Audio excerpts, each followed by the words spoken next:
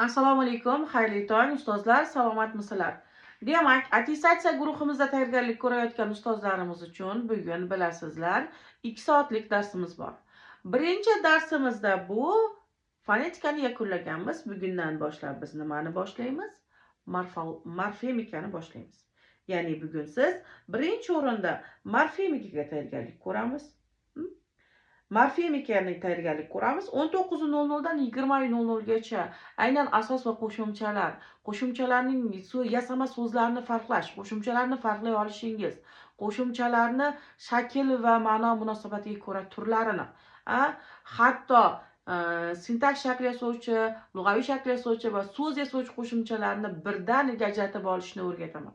Bundan tashqari siz aynan qo'shimchalarning ma'no munosabatiga ko'ra amonim qo'shimchalar, sinonim qo'shimchalar va antonim qo'shimchalarini o'rganmoqchi bo'lsangiz, bugungi darsdan qolib ketmang. Bugun 19:00 da sizlar bilan Zulfiyaxon To'ychiyevaning yopiq guruhida aynan morfemikaning sizning eng nozik nuqtangiz va sizga albatta bundan ikkitagina savol keladi.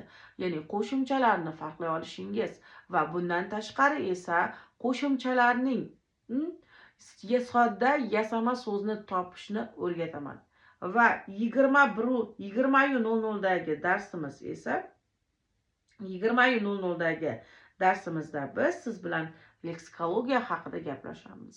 Barchangizni yopiq guruhdagi 20:00 dan va 21:00 gacha davom etadigan guruhda kutib qolaman. Sog' bo'linglar, salomat bo'linglar.